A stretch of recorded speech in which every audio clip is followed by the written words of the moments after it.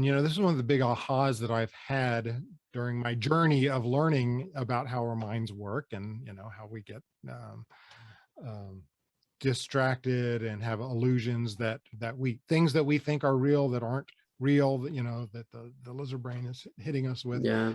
And one of the big ahas was that how strongly we want to feel that our beliefs are right and don't want to change them, and how important it is to be open to changing our beliefs, to not hold them so strongly. Now, your values are part of you, and usually values are not changeable.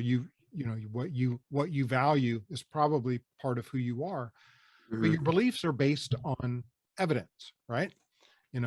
I believe this is true because every idea, every thought that we have, every thought that gets presented to us, we attach to it a tag that says true or false. And how much confidence do I have that this is true or false? So the thought doesn't just come to us. We immediately make a determination about it based on what we know. Well, based on a lot of things, but based on what we know and how we feel about it. Well, if we get other evidence that contradicts it, we need to be able to change our beliefs. If we want to grow, if we want to improve, if we want to be smarter, be more savvy, be less susceptible to illusion, we have to be willing to change our beliefs. And I'm going to give you another book recommendation, and this is one of the best books I have read in the last year, and I've read quite a bit, and it's Think Again by Adam Grant. Adam Grant. Yes, I know Adam Grant. Think Again. Okay. Yeah, this was his latest book, and it is fantastic. The Power of Knowing What You Don't Know is his subtitle there. Bill and Melinda Gates call it a must read. So is that exactly what it's about? Is it mostly political, or is it? No, it's not political at all. Yeah, no, not at all. And it's in fact, one thing I like about Adam Grant is he's like me. He hates politics. And I have a strong aversion to political ideology and the two-party system. I think that it's poison. It actually makes you dumber if you are aligned with a political ideology. There are studies that show that your ability to process information goes down. Really? Yeah. Wow. Yeah. So it's amazing. Yeah. And most people are, and the polarization is a big problem for us as a society, even worldwide, but for us as a society to make positive change, to fix our problems, we are much slower and have an inability to do that because of political ideology. And I could go on and on about that, but I don't really want to get too much into. Well, here's the thing: the meat of what you're saying is that maybe to some degree, right, this political ideology and forming groups and picking a side and all these things is easier, right? Oh yeah, it's so easy because you pick your group, and then whenever you see something that your group agrees with, right, pick your side, then you're just going to agree with it, and it's that easy, right? But it's easy and it feels good. Yeah. Yes, and it feels good. Like, that's amazing. But if you actually have to sit down and think, okay, I don't have a group. What do I believe? What do I want? Let's look at the facts and let's figure it out. That doesn't release as much dopamine. That doesn't make you feel as good. You're not able to focus on it as much, and it's damn hard. And the bias, that's a huge part of confirmation bias. It says, all right, if you just emotionally pick a side and then go with it, then, well, that's the end of the process. You don't really have to do anything. Yeah.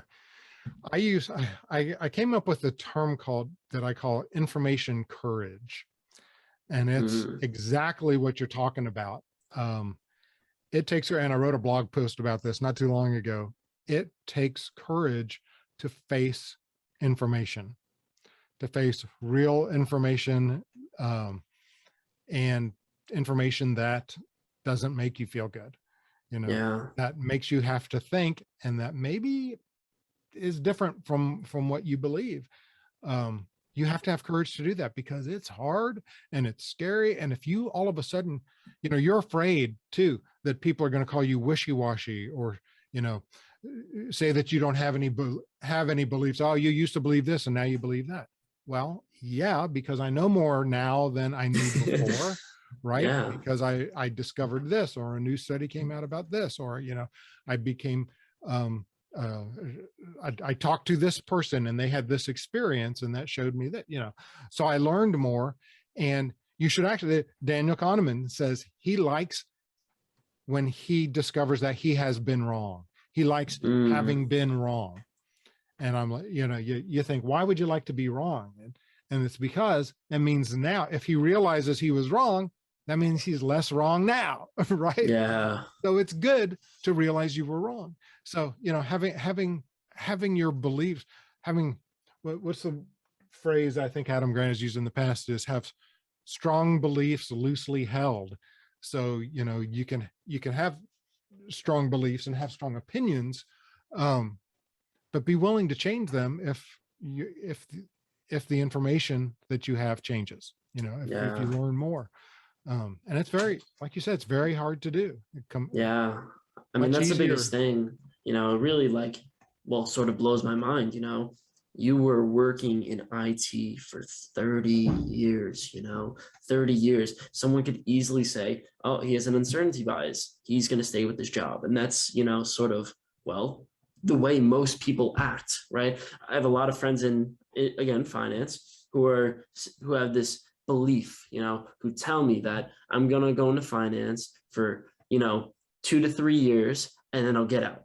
And then I'll just leave and then I'll do my passion project and do whatever I want. But the reality is that's not very realistic. Like the chances of you being able to do that are just so low that, there's, out of all the people who say they're just going to get out, not all of them get out, and there's a very good chance that you're going to be one of them. And the big reason why is because unlike my friend Steve Haffner over here, they didn't come up to the realization, I could leave. I could just do it. And I'm going to some degree, right, throw caution to the wind, but also keep a little bit of certainty and do it. Like, I think those big decisions that you were talking about before, like we're so prone to this uncertainty bias that we don't actually make a rational decision. Yeah. Well, and it did take me 30 years, but, and what happens after,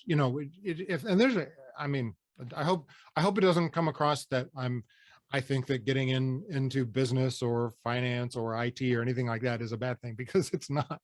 It's definitely, and that can be passion, that can play to your strengths. Nothing wrong with that at all. But you get invested. So you've been in it a couple of years, and it makes it really difficult to get out because you've invested your time and energy in it, and you have built a foundation, for that career. So just jumping out of it and starting over in something else, well, that doesn't feel like a good thing to do. And in some cases it's not, so. Yeah, and stability feels nice, like being in a nice, stable, making a good salary, you probably had to put yourself out there, following your dreams is so hard. It's so hard doing the things, I think there was a great quote by the lady who runs QVC on Shark Tank, right? She goes, entrepreneurs are the people who are willing to work 80 hours a week so they don't have to work 40. And I couldn't agree more. Right. Yeah. Too bad I haven't been able to do what, Tim Ferriss's book, The 4-Hour Work Week. I haven't been able to implement that yet, unfortunately. Yeah, I read that book too. I think a lot of it, that's part of the, entrepreneurial idea, the dogma that sort of gets thrown out there is that it's easy to be an entrepreneur. And a big reason, and like the yachts and look how wonderful it is and all of this. What people are really saying is, let's give them some motivation so they can leave, so they could start. Because if I actually told you that it's super hard, you're gonna have to work 80 hours a week, you're most likely gonna fail at least 6 times, and you're gonna blah, blah, blah, blah, blah, you're not even going to want to start. Your uncertainty bias is just going to be like, whoa, I'm sure that as you're on this magician experience, trying to really start essentially a new career, that you encountered a lot of failure and it was difficult and a lot of stress and all of these things. So I don't know. I don't know. Maybe this will say a lot of the make it look easy type things actually serves a little bit of purpose, which makes me think. Yeah, and you know, it's, I think it's like emotion, because you know, I talk a lot about how we let emotion make our decisions for us, and emotion is a great catalyst as Yeah. far as motivation, getting us to move. But when it comes to decision making, we need to not let emotions make our decisions for us, because emotions are not rational, and you can make a lot of bad decisions if you make them based on emotion. But I'm not saying emotions in and of themselves are bad. They're part of who we are, part of being human, even negative ones. But it's often the negative ones that get in the way of rational decision making. You know, so yeah, that the emotion, that anticipation of, you know, jumping into something where you can make a lot of money or feel really good because you're following your passion. You know, that's a big emotional pull, and it serves a purpose. You know, you're right Yeah. in that, but you still need to take a sober look at it and say, okay, I've got this emotion driving me, but let's look at what actually is going to happen and make decisions and anticipate probabilities of what could happen and what I would do in each